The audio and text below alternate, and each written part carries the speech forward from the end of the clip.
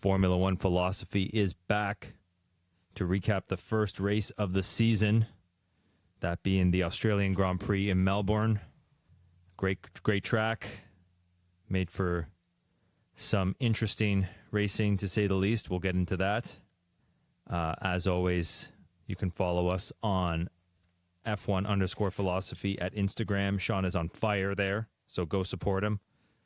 Like and when I remember that it exists. Yeah, I have a similar problem with the other socials. F1 Philosophy at YouTube, when I remember it exists. And F1 Philosophy Pod at gmail.com. That is for any general inquiries, questions, dick pics. Sean and I are also back on fantasy this year. Back on our bullshit. I missed the first race, though. Did you sign up? I missed the first race, but I signed up. I'm on for next week. I was a little busy this week. All right. It was kind of a last-minute thing on my part, so. That's okay. I forced you into it. Yeah, and I'm glad I missed it because, and I just went with my original picks, but my two picks for this weekend were going to be Verstappen and Piastri, so no. I actually didn't do too bad. I saw you're actually, all of your accounts did pretty good. So good job, Sean. How are you today? I'm a little miserable today. Oh boy, what happened? How about you? Oh, I mentioned it briefly to you over text that Ford's on my shit list. Yeah. They're doing things I can't talk about that are screwing me over. They're on everybody's shit list after this weekend, every Formula One fan shit list, so we'll get into that. This year, like every year, we're doing something different until something finally sticks. We're going to do a quick recap for the first half. Sean and I will talk about the things that we thought were the most important of the weekend. And in the second half, we are going to do something that you guys do enjoy. We're getting some good feedback from. We're going to play a banter game. Like I said, I've gotten this from all over the place. PTI, pardon the interruption, and Overdrive. I don't know if for all Canadian fans out there, I don't know if you ever come across Overdrive on TSN, Sean? The boys? No. No. I don't have cable, Nick. Neither do I. I guess I watch everything at work, so that's, Yeah.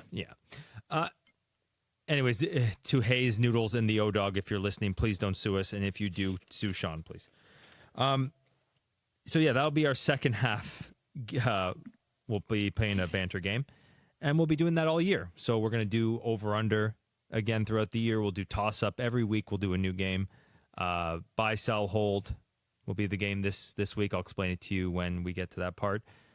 We have some good conversation to that, so I wanna stick to that. So yeah, without further ado, I'll give you just a quick recap to everybody who's listening who didn't happen to see the race. George Russell wins the Australian Grand Prix from pole. Kimi Antonelli second from second. Ferraris with a, I guess, surprising third and fourth, depending on if you believed in them or not. Lando Norris fifth with a disappointing weekend for McLaren, with Oscar Piastri, of course, crashing out on the warm-up lap, or going to the grid, which nobody could have seen that coming. I was downstairs for 2 minutes after I turned down the TV, and I look at my phone and I see the alert, and it's ridiculous. Max Verstappen 6th, great recovery drive from 20th. Oliver Behrman 7th, continuing his good form from last year and making Nick have to eat it every single week. Arvid Lindblad, I don't have to eat this one because I never said anything too bad about him, finishing 8th on his first race. Gabriel Bortoleto, once again, solid drive for 9th. And Pierre Gasly rounding up the top 10. 6 DNFs, no surprises. The Aston Martins finished at least 15 laps behind each. Cadillac, Valtteri Bottas couldn't finish the race. Perez did finish the race, although 3 laps behind. Colapinto, Sainz, Ocon, Albon, Lawson. Better luck next time. Yeah. So, yeah. Sean, what was your main takeaway from the weekend? You have the floor for the next 5-10 minutes. What was most important to you this weekend? What did you like? What did you not like? Have at it. I liked it all. Hmm. And I think that's a bold take currently. Yes. A lot of people are up in arms about a whole lot of nothing. This was fantastic. There wasn't a single thing I can point out that I didn't like. Now, if we were doing good and bad again, I could definitely point out some bads as far as performances. But I didn't see anything in the race, in the way the racing was done, that was bad. Right? A lot of people now are up in arms about, oh, this isn't racing, this isn't F1. Is this not what we wanted? I don't necessarily care about the number of overtakes. I'm looking for people trying different things. And that's what we got. We got drivers who don't know what these cars are supposed to do, trying new things in new areas that they never have. And people are complaining, oh, but they're lifting off in the straights. They're downshifting at the end of the straight. They're going slower through some of these corners. But I just want to point out that their times, their qualifying times, were faster than Australia's qualifying times in 22. So this regulation set is faster than the ground effect era regulation change year. So it's not really slower, is it? Certain aspects of it might be slower in some areas, but it's not slower. And if this is where we're starting, we're probably going to get to a decent spot. Let's hope. But like, I don't want to interrupt your flow too much. I think the main complaint was the clipping. I don't think people realized after testing that was a feature, not a bug. I think like me, I was very patient with these rules, and I still am for the most part. But I don't like seeing that. I don't like seeing them lose 50 kilometers an hour on the straights because the battery fucked off. Right? That's not good. But I'm glad you brought that up. So that's not the battery going away. That's them trying to charge the battery. Right? If they're deploying the entire duration of that straight, yeah, the battery is going to go to zero. But the actual super clipping part of it, where they lose most of their speed, is a strategy to gain battery back. By downshifting, the engine starts to break itself, the MGUK does its thing, and you start regenerating battery. The fact that these cars are depleting and regenerating batteries over this course of a lap is actually a technological marvel. If you were to do that with your phone, let's say fully charged to fully depleted, power off every day, you'd kill your phone in a year. These guys are doing that every lap for 50, 60, 70 laps. And they're making it to the end of that race. This is amazing from a technology standpoint that they can do this.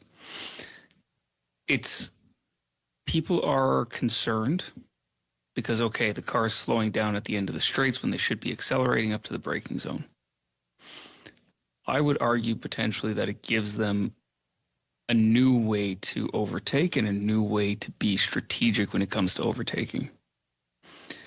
If you deplete your battery going into the braking zone and you start clipping, you're going to naturally decelerate, which then means you need less brake going into the corner. So there's an opportunity there to play with deployment and braking points to try and outgame the guy in front of you. Frankly, I don't think enough people understand the concepts behind it all. And I think people would stop complaining if they simply stopped mentioning it. Yeah. That brings the problem of the week is F1 censoring the comments. Right? Oh, if you don't like what you see, well, we're just going to stop you from saying it. The fans know what they like, and the fans aren't there yet. The fans aren't there. They're all engineers like you. Yeah. This is what I mean. So if we had not spent all of testing trying to go through all the minutia of these systems, and we just said, hey, it's the same as last year. They're going to deploy more. They have to regenerate more, but it's the same. Don't worry about it. No one would have thought twice. Because when you're watching it, and yeah, they put the graphics up on the screen, you see the batteries going up and down, you see deploy and overtake and whatever else. But if no one's talking about it, you wouldn't have noticed because the drivers were able to deploy energy manually last year. And frankly, they've been doing that since 2016, I believe, with their ERS system. This is just a different version of it. And yes, it's more extreme. And yes, you do have this clipping. And yes, they are taking certain corners slower than they used to. But that's all part of the strategic portion of this regulation set. And if we want good drivers, the good drivers are the ones that can get on top of it all while doing 200 plus kilometers an hour and trying to pass within inches of these guys with, let's say, next to no downforce, especially when you're in straight line mode. Like, what is it, turn 9 in Australia, that high speed chicane? That was done with basically no downforce on. And that's where we saw a number of really nice overtakes around the outside. And I don't know if you saw any of the trackside images of that. Guys going through there were not going slow. I was insanely fast through there. It's a give. I was going to say this. There was a give and take. There's positive, negative from what we saw. Some places became better, other places became worse. But the main straight and there always will be. Yeah, there's going to be growing pains. I said this preseason. I said, look, let's not freak out. Let's at least give it some part of the season. I'm thinking that 7 race mark is now going to be a point. Or I guess June 1st is going to be a point where they decide how they're going forward. And I have a feeling Mercedes is going to be like how Braun was in 2009 and stand firm while everybody else wants changes. Mm-hmm. It's just, I think, how do I say this? The good drivers don't like it, though. They don't like what they see right now. They don't like what they're experiencing right now. And I think that's a big part of the problem. Like Max is very outspoken. Even George preseason, now that he's won, he's gone quiet. Lando's flipped from he loved it to hate it because he recognizes that the fandom is all against it, and he's just kind of reminds me of Ford versus Ferrari at the end. The driver who's driving Carroll Shelby's car, and he's like, "Oh, this is great," and Shelby mutters under his breath, "How do you know after an hour of driving? Like, you don't really know what you like, Lando. You're just going with the flow." Leclerc's been outspoken about this. Hamilton's back and forth all over the place. Even Behrman doesn't like it, and this is benefiting Behrman, right? And I just think that's part of the problem. That's why everybody's up in arms, because I think the drivers don't like it, the fans don't get it, they don't like it. They just kind of want some resolution that makes them happy. Yeah, and I've heard the drivers' conversations, and it's mixed. This is change. Yeah, nobody likes the change. Yes. Everybody complained about the turbo V6s in 2014 and said that was the worst era of F1. That was. We still have the turbo V6s, and we're seeing great competition since that. But that 14 through 19 was kind of garbage. Yes. Yeah. But then we went into, let's say, the pinnacle of the non-ground effects era, 19, 20, 21. Was really good competition once they figured out how to fix those cars. 22, I thought it was a great reg set. It allowed us the convergence of last year where everybody was extremely close. Yes. And now we've got a reset, right? The nature of convergence is that eventually everything will converge to a point and then you stagnate. So to avoid the stagnation, they're now trying to refresh it in this rule set. And I've had my criticisms of it around certain aspects. But to me, the thing that cheapens it is actually the active aero, not the powertrain. But also, I don't hate the active aero enough to complain. So it is change, and we have to get used to it. I'm not saying don't complain. If there are legitimate complaints, then we need to hear them and things need to be done. But we should definitely not be rushing to change anything simply because Max Verstappen says he doesn't like it. A software issue kept him out of qualifying, and he's been warning about it for years. I think for him, he's trying to take like a victory lap or like an "I told you so," right? And once again, it is way too early. We can probably wait a few more races. I just don't like that they say oh, this was the worst track to start on because of the long straights. We exposed a lot of flaws. It's like, this is one of the better tracks, A, and B, there's a lot of tracks like this. Yes. So if there's problems that you don't like,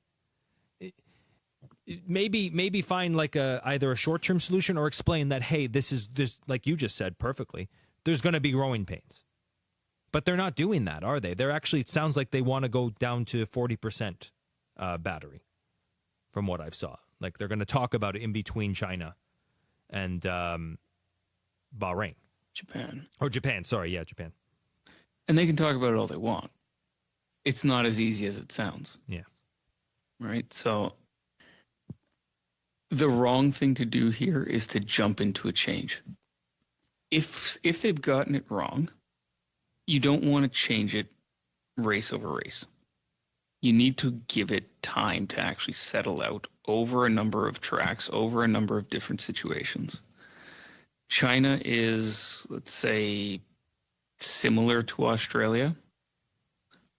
A lot of straights, not so many slow speed corners. Yeah. But then we're into Suzuka. Suzuka is quite the opposite. Mm-hmm.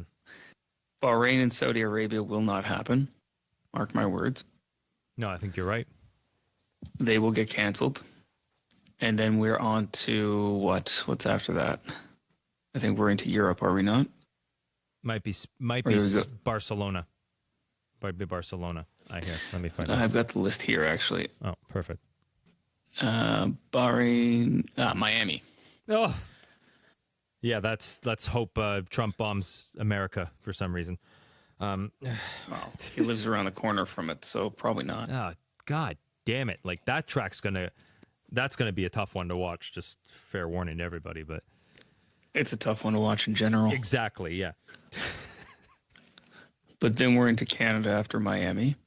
Canada would actually be very well, not the long straight, but every other part of that track is perfect for these regulations. But that's just it. Canada's got that massive long straight into several very large braking zones. Yeah. So this goes to something we were talking about last year, and we've talked about a couple of times. We have to get back to tracks that are better suited to F1 as a whole. Las Vegas, 2 massive straights where the previous cars were topping out in top gear. Yeah. You got 8 gears, 330 kilometers an hour, and these cars are just sitting on the rev limiter for half the straight. What's the purpose of the straight? Does absolutely nothing for you. It serves no purpose. And so why are we doing that? And more dangerous than Hockenheim ever was. Yeah, like we've talked about that a million times. Yeah. Same with Baku. Mm-hmm. I love Baku. That straight is about a third longer than it needs to be. So instead of bitching about the reg set and all that, why not consider actually making some adjustments to tracks that we go to make them less ridiculous? Agreed. I don't see the allure of having super long straights. There comes a point where all the cars, even if you had minuscule gaps between these cars, they're all going to be topped out in 8th gear. You get a bit of a benefit from being in a slipstream, sure, but it doesn't serve a purpose other than into the braking zone. But now if you've got this deployment topic, and how are these cars deploying energy, and how are the drivers strategically using their extra deployment that they're allowed, the braking zone becomes a lot more tricky, because the guy in front may have over deployed and he's going to start clipping sooner, so he'll slow down sooner. The guy trying to pass in the corner may have an advantage, but coming out of that corner, the driver in front originally, who started clipping earlier, is potentially going to have more deployment available at the exit of the corner. And thus how you saw 145 overtakes or 120 overtakes at a track that last year did 45. I think you saw a lot of that. A lot of that growing pain as the race went on, yes. Right. And people keep likening this to Formula E. And I think it's unfair. Formula E has tried a lot of things to make the racing better that are just nonsense. All right. It's been a long time since I've watched Formula E, but I remember they would put sections on a track where the driver had to drive offline. Mm. So around like a hairpin turn, for example, instead of taking the nominal line, they had to take like a joker line, go wider to boost their energy. Yeah. Right? If they went to this joker line, then they would get X amount more energy for deployment. Shit like that is nonsense.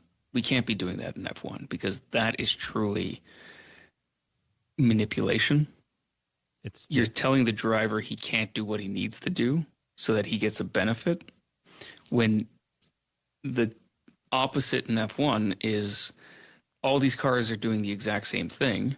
The driver gets to choose how to deal with it, and the teams will adjust deployment on a track by track basis, but the driver has ultimate control over the buttons and what he's doing. Right? So they get to drive the way they need to. They get to pick the lines. They get to choose their overtaking, their braking, everything else, completely independent of anybody. And the cars need to be dealt with. Right? Whereas other series are doing stupid things like joker laps or joker lines to try and generate something. Yeah, like star power in Mario Kart, for God's sakes. Like, I know Leclerc called it the mushroom when really he was just figuring something out. But that's legit crap in Formula E. Yeah, Formula E is unwatchable. Yeah, it's not great. Yeah. Not everybody has a friend like you, Sean, to talk them off the ledge. What would you say to the average Formula One fan? Just take a breath and be patient? Take a breath, watch a few races, tune out of the commentary. You know, shut your brain off for a while and just watch what's in front of you. It is good racing. And yeah, some of these overtakes looked easy, but they are constantly on it, right? Because an easy overtake probably means that there's going to be another overtake coming to reverse that position. Mm-hmm. And that's what we saw the first 10 laps, right? We saw overtake after overtake after overtake and fight after fight after fight for Leclerc and Russell. But it was never sealed, ultimately, until Leclerc backed off. Until Russell backed off and Ferrari fucked up the strategy. Yeah. You see, I don't think they did. I think Mercedes was just a little too fast. I think they were damned if they do, damned if they don't. But what do you think of that? I think it's classic Ferrari indecision. Yeah.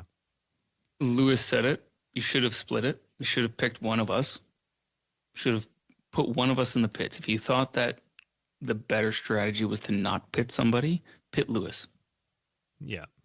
Right? If Leclerc was in first and you thought that was the strategy to leave him out there, leave him out there, but pit Lewis. And then you have a real world comparison. And that, I think, is where Ferrari fumbled it. I think even with an offsetting strategy, though, they were still 15 seconds behind. I don't think it was happening. More than likely. Like, I don't think he was going to keep pace head on with Russell.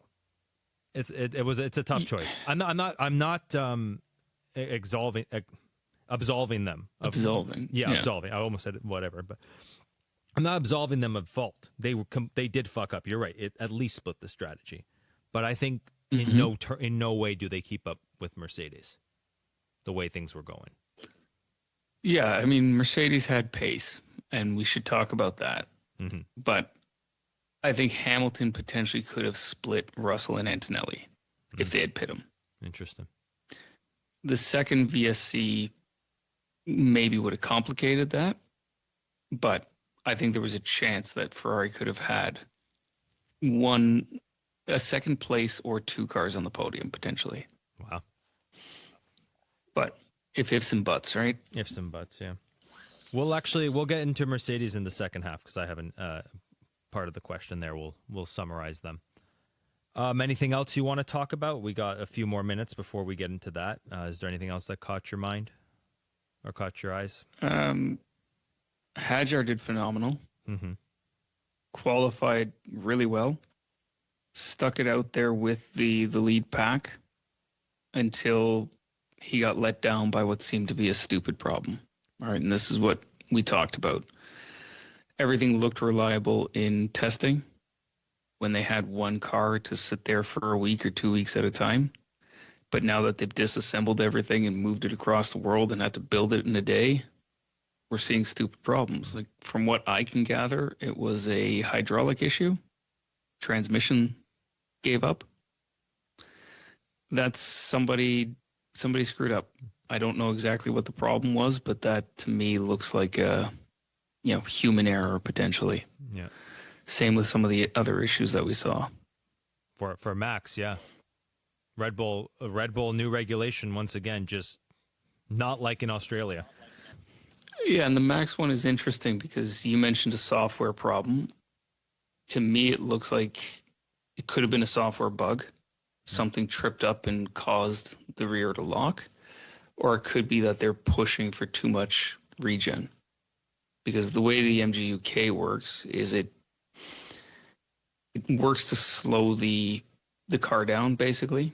It puts a load on the transmission at the output, and that slows the car down, which then charges the battery. The MGUK acts as a generator to charge the battery. So then they call that engine braking. The more load you can put on, the more you're going to regenerate. But there is that fine balance of too much load will then lock the rear tires. So is it that he got into a condition or a mode where he went into that corner, had too much regen, locked the rear wheels, caused the spin? Or was it legitimately a software problem? I don't know. But that's that fine balance that as the teams play with these settings, we're going to see some of that. And it's similar to what Piastri said. The way these new cars and the software in these new cars is structured, the slower he went into that corner slower than he did in qualifying. And as a result of that, he actually had more deployment on the exit of the corner than he did in qualifying. Huh. Wow. And there's a lot of intricate detail behind that, but that's all part of the system. Like you said, it's a feature, not a bug. And the drivers need to come to grips with this. Yeah, so you're talking about Piastri on his grid lap, like going to the grid. Yes. That's insane. Yeah. And the commentators, I like your comment about tuning them out because I was watching with my daughter, so I did tune out the commentary. But when I did catch it, they made the point that it looked like Norris was getting better as the race went on. And I think you saw that with a lot of drivers. Like, this was really a practice race in a lot of ways. Yes. Yeah. And Perez even admitted he had no idea what he had to do with the car. Jesus Christ. At the start of the race, he was not sure how to actually operate that car properly. And it came to him later, but he was already 2 laps down. Yeah, in the karting league I'm in, or not in this year, but was in, we had exhibition races. I think Formula One should have done that this year. If you thought it was going to be complex, give them something. Give them like an exhibition, something where they can like pretend like they're racing. And that's something I would like to see in testing. Right? If you've got as much testing as we do, like this year, okay, maybe not. But next year, when we're back to the normal testing cycle, or even the year after, just say, okay, you know what? The last day of testing is dedicated to 2 race distances. We're going to do a race start. We're going to do 50 laps. Then you have 2 hours to reset. We're going to do a race start and 50 laps. Right? Yeah. Something like that. Or keep doing 3 testing times, right? Or 2. Like this idea that we have to just all figure it out in less time. I don't ever understand why we went to that mentality. Like it's okay. A resource issue. With the cost cap, do we need it? There, sorry. No, but that's just it. You've got a cost cap. You've got to pay all these people. You've got to feed them and house them and all that. You've got tires. You know how many tires these guys go through in a testing session? That's good. Yeah. So Pirelli and tires are not very eco-friendly things. They're terrible for the environment. But that's part of motor racing. So they're trying to limit the amount of tires they use. They're trying to limit the amount of fuel and everything else involved, right? That's why that's there. It's not for any other reason than they're trying to be more sustainable. You know, if they all weren't monopolized by one manufacturer, they could have had improvements in technology and tires by now. If there was Michelin, Bridgestone, Goodyear, all in this. This regulation set is screaming for that. Yes. And Falcon is actually doing some interesting things with road car tires for EVs. Falcon Hankook, sorry. I would love to see, I'm agreeing with your point. I would love to see other manufacturers, Bridgestone, Michelin, Hankook, Falcon, all those come in and unseat Pirelli because Pirelli makes a good tire, fine. They've been in F1 since 2011 now as a sole tire supplier. ridiculous. But why? Yeah. From what I remember, it was to make it more unilaterally like spec. It was to make it so it was more about the drivers, the ability of the drivers. But this is formula. This is a formula series. You're never going to have perfect cars unless you want to be. Right, but that argument falls flat on its face when you take the engine and the chassis and everything else into account. But that's what I mean. But that's how they sold it to us. Yeah. Yeah. No, I get that. And I know you're not agreeing with it. It's just, it's a ridiculous way to sell it. Yeah. This is the same thing we said about Antonelli. Don't lie to us. Just tell him you want him. Mm-hmm. Just tell us you want him and be done with it. We don't need you to lie to us. We don't need you to protect us. This isn't about Pirelli making a common tire for everybody. This is you want Pirelli there for some reason, probably money, frankly. In typical European fashion, European elites, British specifically, they can't just do things. They have to tell you and propagandize you first. Thus, British bias. Yeah. Checkmate. Yeah.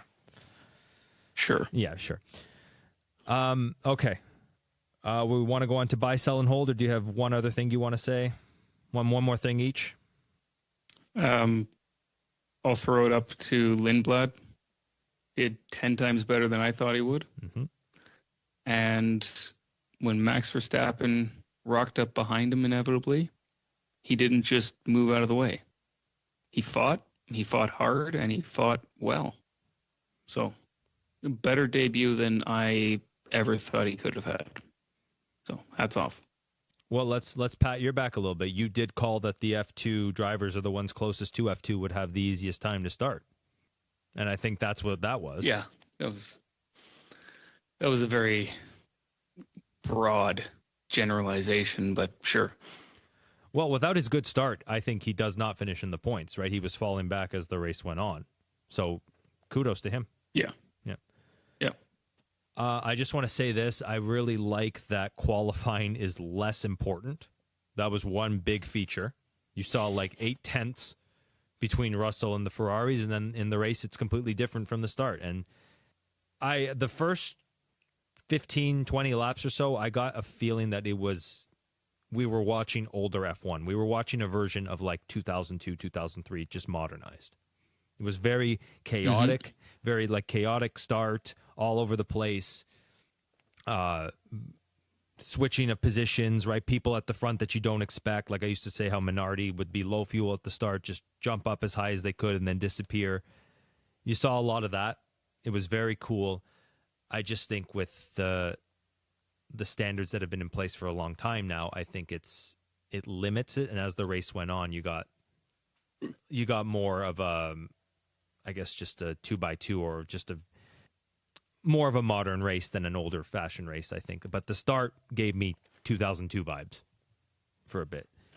But like we talked about, yeah. I think with tire manufacturers and maybe even now that they've homogulated the fuels, once they get that down pack, bring back refueling, this regulation set is screaming for all that stuff.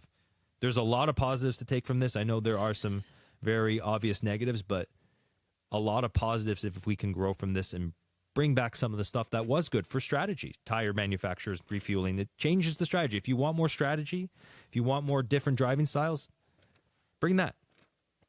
But let me throw this out there to you, Nick. In an era where we have an internal combustion engine that uses fuel and an electric motor that uses electricity from a battery, we have refueling. You're refueling half of the system. That's what the recharge and the regen is. Interesting. That's where the strategy comes in. How am I regenerating that? Where in the lap am I doing it? How hard am I pushing the regen? Very interesting take. That's your refueling. That is refueling for the modern age. And I was hoping you'd go there because I was formulating that while watching the race. I can't not. Well, I'm gonna have to look at that next race now because you just blew my mind there. Good take. Yeah, I guess at this point, then the lower fuel makes a bit of a difference, but yeah, I guess you have a version of that. You have a modern version of that. Interesting. Okay. Good take. All right.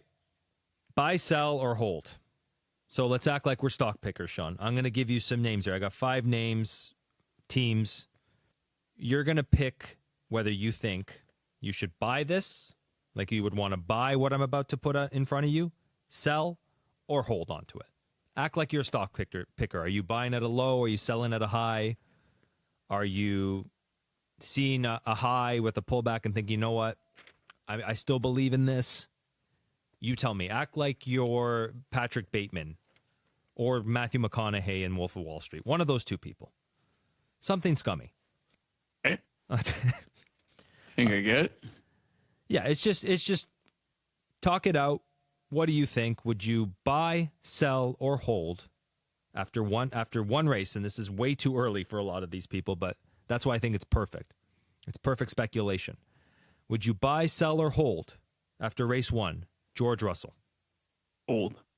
I'm going to hold until about June, till we get to Monaco. Interesting. You have you just don't, because I agree with you. The answer's hold, but there's a part of me that wants to sell because it was such a flawless weekend for him. No problems, no issues. You saw Antonelli recover, right? He didn't go through any trials or tribulations. It was just an easy weekend, and we've seen George do this before. When everything's working perfectly, he wins. But we've never. And that's why I say until Monaco. Okay. You think it's going to be working that way until Monaco? I think this is going to continue. Oh, boy. And you know how the markets work. Doesn't matter how predictable it seems to be. If there are good signs like George winning and George 15 seconds out in front, everybody's going to keep pumping George. Pump it up. And then realistically, I'm selling after Canada. As soon as the Canadian GP wraps, I'm dumping him because the next one is Monaco, which is early June 6th, something like that, June 7th, which is right when the new engine test comes in. Mm-hmm. So that's when Mercedes can't fuck around with power anymore. And I think that's the... Go. Good. I think that goes to what you were saying. He's great until there's a problem. And the problem is he's not going to have as much power as he used to. And his car isn't that good. What a moron to say, I love this car, I love this engine. I don't know if you saw that when he won.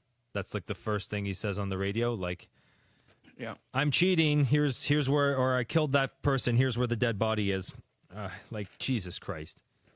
You don't think... I mean, you can have a good engine off the bat without cheating. You know, they only accounted for 0.3 preseason, and they were 0.8 faster than Isaac Hadjar. Mm-hmm. So they might still be good. Well, no, I fully believe that they're cheating. I just don't know that his comment actually meant anything. Well, what I'm getting at is they might still be good even after they properly test this thing. But I am inclined to agree with you. This is eerily 2009-ish, Jenson Button. Mm-hmm. And you and I are one of the only two people who didn't pick him to win. And I think the media really wants this to happen to not look like complete fools. Yeah, but this is my point, right? So George is out there in a good car. I said the car isn't that good. It's probably not the best car on the grid, but with a power advantage and with a knowledge advantage, because people are quick to point out, oh, McLaren wasn't that good, Williams wasn't that good, Alpine wasn't that good. Mm-hmm. Okay, that's fine. They only got the current spec powertrain on Friday. Mercedes has been using the current spec powertrain through Bahrain. They don't have to provide the up-to-spec powertrain until the first race. So Mercedes already knows how to use this. Yeah. From here to Monaco, everybody's going to be catching up. Everybody's going to be learning how to use this engine properly. And everybody will be developing. Merck, who doesn't have the most development time, will probably not prioritize certain developments because they're ahead. They won't want to fall off, so they will be developing, but I think they're going to be hampered because they don't have a benchmark to anything. They're the best at the moment, so how do you improve? It's always hard to improve on yourself. You improve best when you see what other people are doing. But if everybody's behind you, you have nothing to improve to, right? So they will improve step by step. People behind them will take bigger steps. And if other teams who are making bigger steps have the same powertrain, that gap is going to close very quickly so that when the power goes away, game over. Red Bull 2023 to 2024 is the most recent example. Good point. Exactly that. How do you improve? Yes. How do you improve on a 21 out of 22 or race? 21 wins out of 22 races. You don't. In fact, you go backwards. Mm-hmm. On that note, then, will you buy, sell, or hold based on the first race, Williams and Alpine? Do I have to buy them as a package? Treat them separately. So Williams and then Alpine. But the point I was making is the Mercedes customer teams that clearly didn't show up. Right. Yeah. So let's see. Williams didn't score points. Gasly scored points. I'm going to sell Alpine because I really don't think that team has what it takes to move forward. We talked about this preseason with Flavio. I think I'm going to buy Williams. I think once they get on top of that engine and they understand the current spec engine better, they'll start to come around. Williams is the slow burn, so it may take a little while, but we're going to reap some benefits from them. I hope so. I have to sell Williams, unfortunately, because based on that first weekend, they're behind. I don't think they're finishing fourth like I predicted.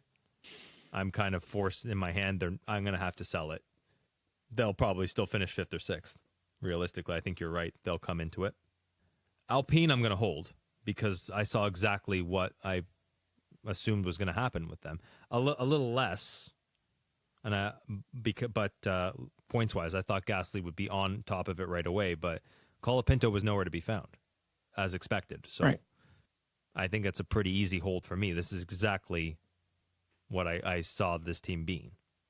Kind of sad that Colapinto barely got into Q2 behind the Aston Martin, Fernando Alonso. That's not a good look for him to start. Right. Based on the first race, will you buy, sell, or hold Aston Martin? I mean, they're cheap. They've got to be cheap. It's penny stock at this point. Exactly. I'm going to buy.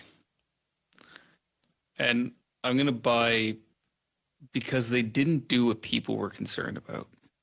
Everybody thought that they were going to go out there, do the formation lap, roll into the pits, call it a day. Mainly because they had to be there.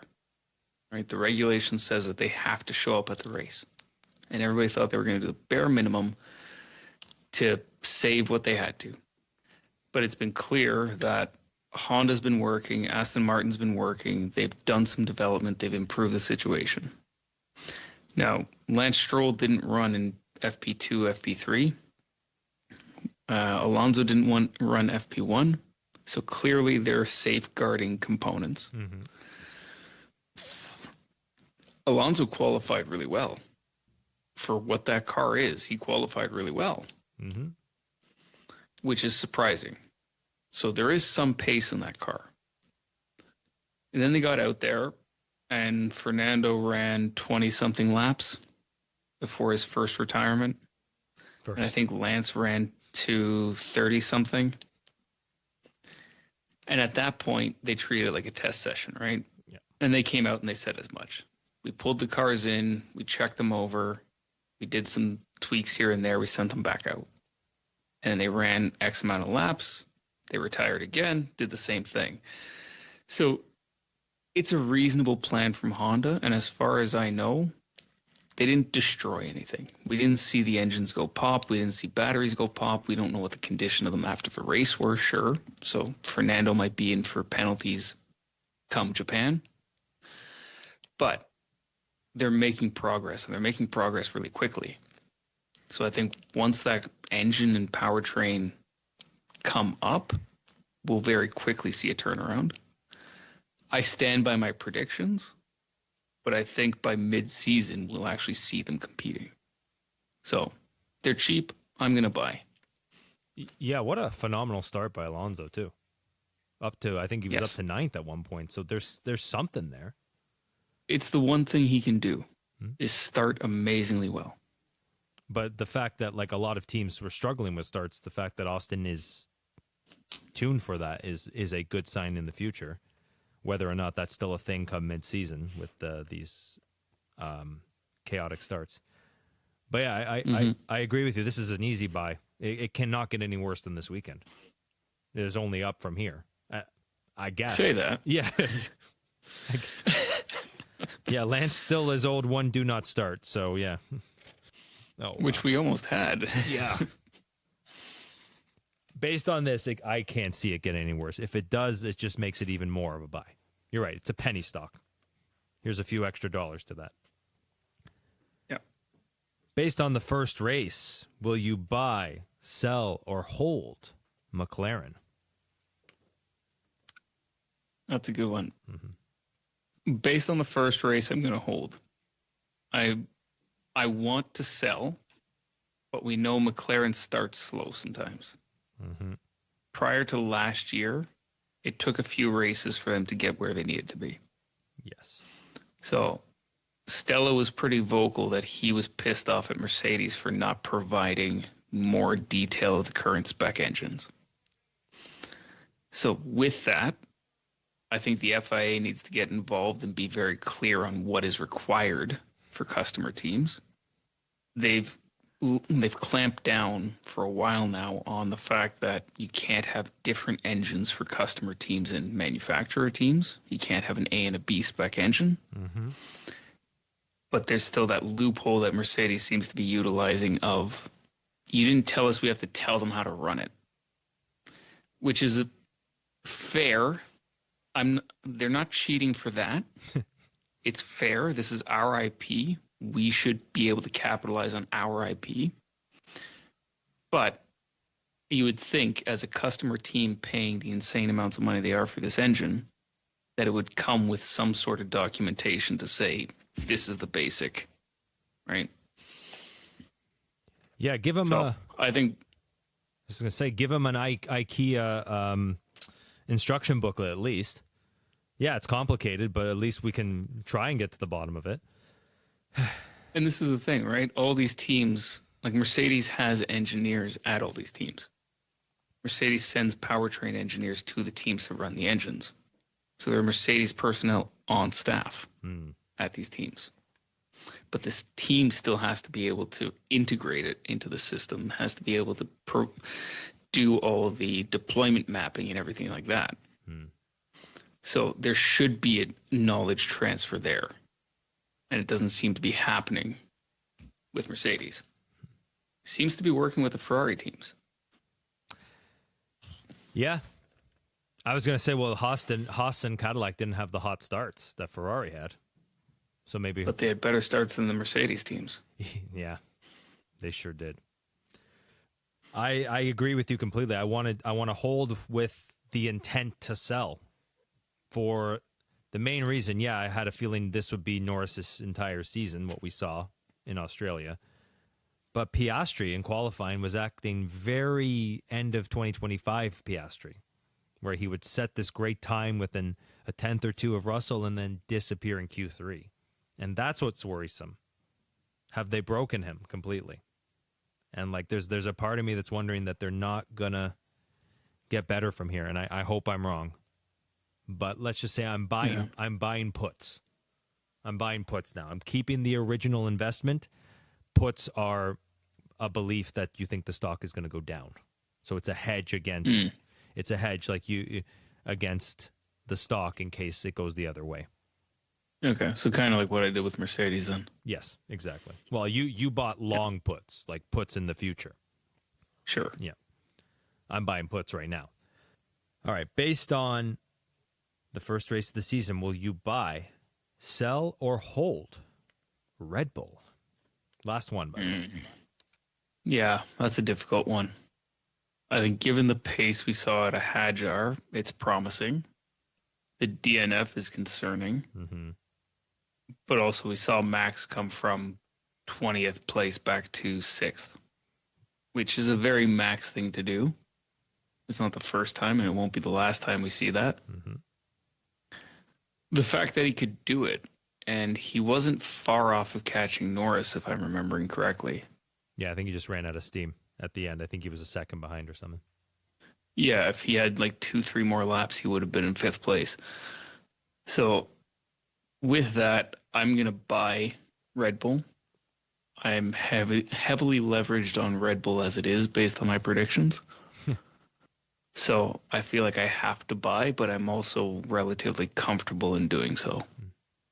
I completely agree with your predictions now because I'm buying. I'm a big buyer. I thought the main issue, if you remember correctly in our predictions, was we didn't know where Hadjar was going to fit in this. That Max would be a big part of this again, but they're kind of stuck in third, in my opinion, because we don't know how good Hadjar is going to do, and they shouldn't put any pressure on him to do phenomenal. But to be the best of the rest in his first qualifying session is a massive, massive, great thing to see at the beginning of the season. And a big mistake from Red Bull for Max the first race means they have a lot of data to go off of and a lot to improve on, which makes me very bullish on Max. And Isaac is there. So I think you're right. If they can fix this, they will win. They will win the constructors based on what we saw. They look really good. Max got the fastest lap. Yeah. If they get both cars through qualifying soundly in China, and they get both cars through the start phase and can keep them together for the entire race, I think they're going to be up there. Yeah. I think we legitimately have a proper three-way fight with 6 cars. Yeah, I think if there wasn't that second VSC, Max could have probably fought for the win. This in Australia. Not the win, no. I don't think so. Maybe for a podium then. But like he could have been higher. Like he was I think 7th or 8th by lap 12. Like he was there. Yeah, no, he did phenomenal. I mean, I want to say he jumped 6 places off the start. He had a decent start. It wasn't an amazing one, but he had a decent one compared to half the grid. Mm-hmm. And he was up there. So, I mean, Antonelli dropped back, 10 places or something like that? Yeah, 8 places? Yeah, but by lap 15, he was back behind Lewis Hamilton. So, right. They're not cheating, though. But, no. But also look at Leclerc. Leclerc went from 5th to 1st. Yeah. The Ferrari started. He went from 5th to 1st before corner 1. Yeah. And that's a short run in Australia. Yeah. Like, that's something else. Hadjar, great start too, by the way. Nobody really is talking about that. Yeah, like he's there. Nobody's talking about how Red Bull fucked up their strategy too. They followed Ferrari. They once again got the cover from Ferrari being Ferrari. But I think if Max, I'm mixing it up. Max was on hards. Yeah, he went hard, medium, hard. He needed to stay on hards, but I think they needed to stay out the first VSC, and they didn't. They brought Max in. I think put him on the medium. And put him on the medium. I think that was the mistake. Yeah. Yeah. If they kept that was. Sorry, go ahead. No, I was just gonna say if they kept him out and then brought him in the second VSC, they might have challenged for something. But yeah. Yeah, because they could have potentially done a one-stop. Mm-hmm. If they had kept him long into the Grand Prix on the hard, even without being able to pit on the second VSC, they could have taken that second pit stop that he had anyway onto the medium, run to the end, and have a proper push for at least 5th, potentially 4th. The problem was he wasn't doing good on the mediums. They kept the mediums on too long. Well, that's my point. Yeah. If you run the hards to the proper distance that they should have been, right? Because that first VSC was on lap 15 or something like that, wasn't it? Lap 12. 12. The second one was like 17, yeah. Yeah, but to run a hard tire for 12 laps when they were clearly running into the 30 lap range, He should have been able to run that hard and medium stint on the hard, go to the medium, run the medium to the end, and be fine. Yeah. I think that would have made the difference. Because the hard was the better tire. He could have done all his work up front. Yeah. That's a good point. All right. I hope you guys like buy, sell, or hold. Sean, before we call it a night, is there anything else you want to mention, talk about? I mean, there's a ton of things we can talk about, but I'll just reiterate the point. Don't, drown out the commentators. Don't listen to the F1 propaganda. If you don't like the charge, the recharge, the boost, the this, the that, everything else, just drown it out. Watch the racing. It's great racing. It's pass and repass and fighting. And even if you think it's artificial passing, the drivers are still involved. The drivers are still making the decisions, and it's going to lead to mistakes, and it's going to lead to interesting outcomes. So watch it for what it is.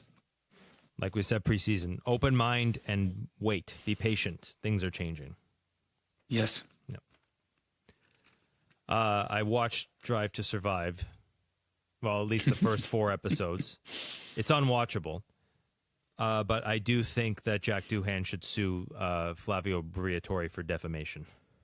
Good God. I mean, it was not fun. Yeah. It was hard to watch.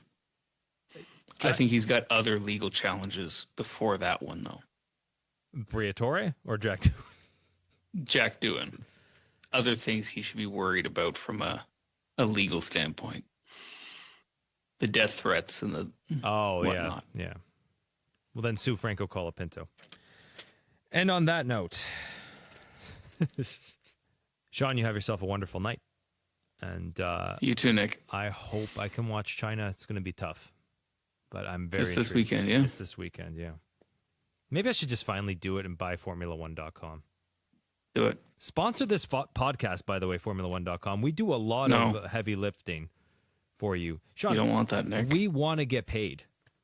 Listen, if the... But do you really want Stefano Domenicali calling the shots for this podcast? He will kick us out as... He will kick us out after he hears me talk for a few episodes, but I'm going to cash the check. So that's all that matters to me. If F1 ever catches on to the fact that we exist, we will no longer exist. Yeah, just to be clear. I know. I'm slowly trying to change the episode names, and we got to think of a new name, don't we? Yeah. If any of our listeners have any ideas of what we should change the name to, it's pretty well known that F1 goes after anybody who uses F1 in their podcast or in their media names. So we have some ideas, but if anybody has any better ones, let us know. We're open to it. And we're open to any slimy corporation or horrible authoritarian government to sponsor this podcast. We're open. Okay, if the Iranian government wants to come in right now and tell us why they're great, but give us a handful of money, Sean and I are here. Okay. Or, who's what's the Shah's son's name? Reza Pahlavi. Yeah. I'm not against that. Yeah, that's, you know what? He lives in California. Around around a lot of Assyrians and Iranians, they all get along together. Yeah. If he wants to sponsor this podcast, yeah. What is it that Carney said? We have to deal with the world that we have, not the one we need. Did he? That's what he said. Yeah. In relation to his dealings with China and India and whatever else, right? So, but I think it's a valid point. Beggars can't be choosers, Nick. But Formula One philosophy cannot be choosers. Soon to be name changed. Sean, have yourself a wonderful night. You too.